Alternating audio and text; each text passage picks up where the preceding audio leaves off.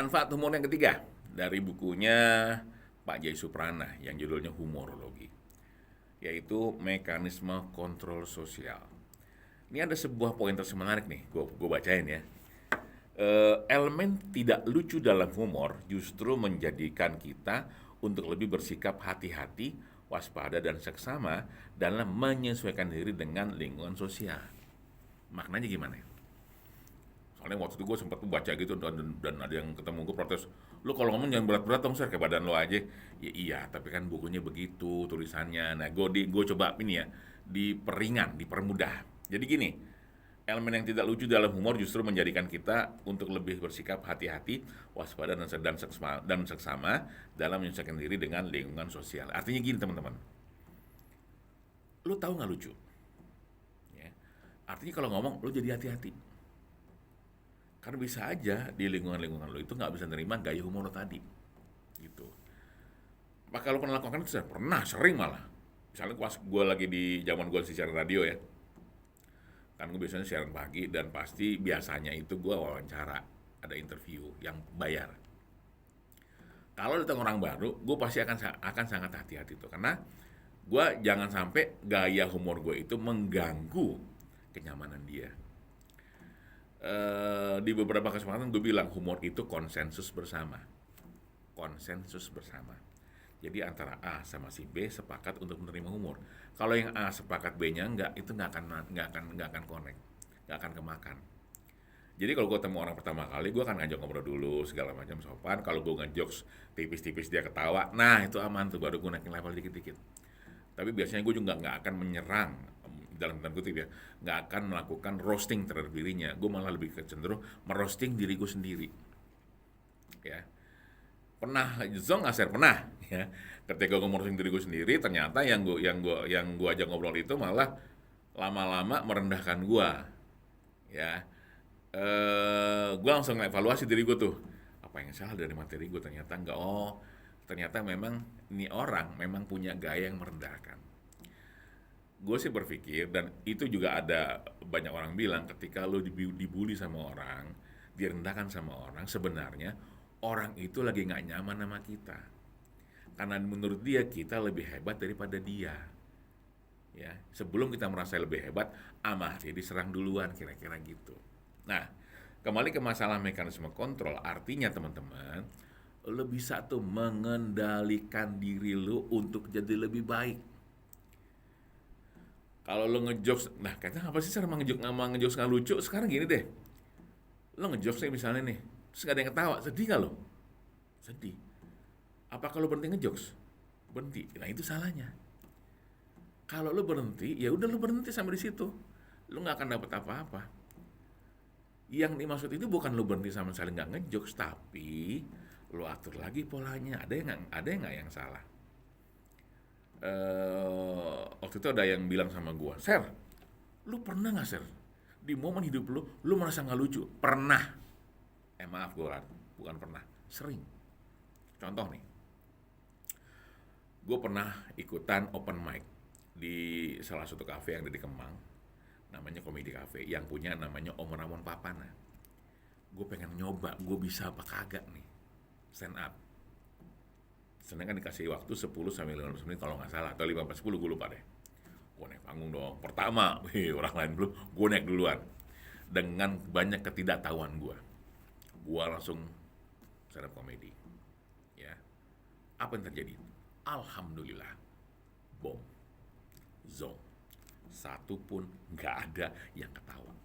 Boro-boro ngomongin LPM, live per minute, nggak ada, kagak ada yang ketawa, satu juga nggak ada yang ketawa. Sedih nggak lo? Kalau gue tuh bukan sedih, sebel. Gue langsung mikir, yang salah apa dari gue ya? Kok sampai mereka bisa nggak ketawa? Nah, artinya gue lihat ke diri gue, yang salah apa, yang harus gue koreksi apa. Ujung-ujungnya apa? Gue lihat video-video, oh ternyata gue salah di openingnya. Setelah itu gue diundang tuh sama teman-teman gue untuk ngisi di Indosiar, bareng sama Komeng, bareng sama Rudi Sipit, almarhum siapa tuh, Om Eko Dehi almarhum, ya, sama Cak Lontong juga di Indosiar. Gue stand up. di depan kamera. Apa yang terjadi? Lucu. Bukan kata gua, karena mereka ketawa. Dan Mas Eko Dewi bilang, keren Sher, keren. Kalau ada pelawak bilang pelawak lain keren, itu bukan basa-basi, ya. Dan ingat, pekerjaan terberat adalah ngelawak depan pelawak. Aduh, itu berat banget, sumpah, ya. Nah, balik tadi ke mekanisme kontrol tadi, mampu mengendalikan diri. Kalau gua waktu itu tidak mampu mengendalikan diri, gua akan bilang stop, gua nggak mau lagi jadi stand up comedian. Meskipun sampai sekarang gue memang juga nggak jadi stand up comedian, tapi gue menggunakan unsur-unsur mekanisme sistem yang ada di komedi untuk pekerjaan gue sebagai pengajar. Dan ini gue ambil jalur gue sebagai trainer, bukan sebagai komedian murni. Ya, artinya gue ngajarin orang lain biar bisa lebih menerima humor atau bisa berkomedi dalam hidupnya. Sir, berarti lo nggak dapat gaji dari situ? Dapat, siapa bilang lo nggak dapat gaji? Dapat duit. Cuman satu yang orang nggak ukur, yaitu ketika orang tadi mengaplikasikan apa yang gue sampaikan ke mereka jadi lucu, bisa bikin lingkungan bahagia, gue dapat pahala apa nggak? Nah itu yang orang nggak pikirin. Gue senang dengan, dan gue sangat bahagia kalau ada orang sukses menggunakan apa yang gue sampaikan. Syukur-syukur mereka bisa menggunakannya sebagai bagian dari mata pencarian mereka. Lagi-lagi yang untung siapa? Yang untung gua. Kalau kan lo nggak dapat duit, emang kenapa? Emang kebagian harus dari duit? Kagak kan, kata gua. So bijak aja sebenarnya sih. Ya. Tapi apakah butuh duit? Ya betul lagi lah, kan nggak punya duit. Nggak punya duit tentu makan pakai apaan? Ya. Tapi apakah itu yang utama? Sampai saat ini, ya duit itu utama lah. Tapi yang lain juga penting. Buat gua harta paling besar itu ya pertama uang, yang kedua teman. Ya, itu harta yang nggak ternilai, itu teman itu. Hampir semua pekerjaan gue dapat dari teman. Jadi gue menganggap teman gue adalah oksigen gue. Gila kayak sastra gue ngomongin, teman adalah oksigen buat gue. Nah, kalau lo adalah tipikal orang yang tidak biasa mengendalikan diri, suka gampang marah, gampang kesel, saran gue coba deh lo mulai berhumor. Ya. Kalau memang lo belum bisa berhumor, minimal lo sering-sering nonton video yang ada kaitan sama humor, video komika, film komedi dan sebagainya, ya. Dan cobalah ketika lo nonton itu, ketika ada adegan lucu, ikut ketawa, jangan ditanya. Orang ketabrak, mental 30 meter, jatuh nggak apa-apa, kok nggak mati sih? Jangan ditanya. Humor itu jangan dipertanyakan, tapi cukup ditertawakan. Jadi lo nggak akan pusing gitu loh. Jangan tanya kenapa gini, kenapa gitu. Lo itu penikmat humor, bukan ilmuwan humor. Gue aja sebagai orang yang punya ketertarikan tinggi sama ilmu humor, gue juga pada saat terjadi humor, gue akan posisikan gue sebagai apa? Gue pengen menikmati humor. Gue gak pengen menganalisis humor. Ya, jadi ya sudah, jangan paksa gue untuk melakukan apa yang gue gak suka. Sama ketika gini, temen gue nanya ke gue, Sir, lo kan suka nge-review film. Film yang bagus apa sih, Sir ya? Gue bilang sama dia, tujuan nonton film ngapain? Mau seneng? Mau mikir? Atau mau mengapresiasi karya-karya orang? Gue sih cuma pengen nonton doang. Ya kalau nonton ini aja. Karena buat gue gak ada film yang jelek tuh gak ada. Yang ada adalah lo salah pilih film dengan suasana hati lo saat itu. Kalau lagi pusing pengen santai, jangan pilih film yang mikir. Pilih film-film yang ringan, ya.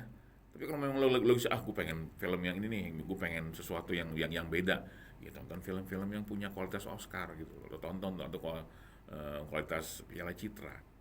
Biasanya agak berat soalnya di situ. Artinya apa? Artinya teman-teman, yang salah bukan humornya, yang salah cara kita memilihnya.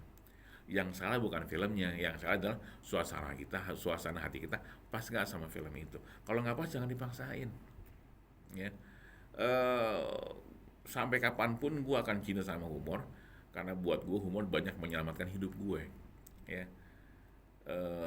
Istri gue tuh milih gue, bersedia menikah dengan gue, karena gue lucu. Ya lu lihat lah, ganteng kagak, ya kan ya. Kaya, insya Allah ntar lagi kaya, amin ya Allah, ya. Tapi apakah itu utama? Enggak ternyata. bini gue pengen nyari pasangan yang lucu. Jadi dia pengen pernikahan itu tidak penuh dengan konflik dan marah-marah dan berantem. Lu mungkin nanya sama gue, emang lu gak pernah berantem sama bini lu? Ya pernah lah, gak mungkin gak pernah.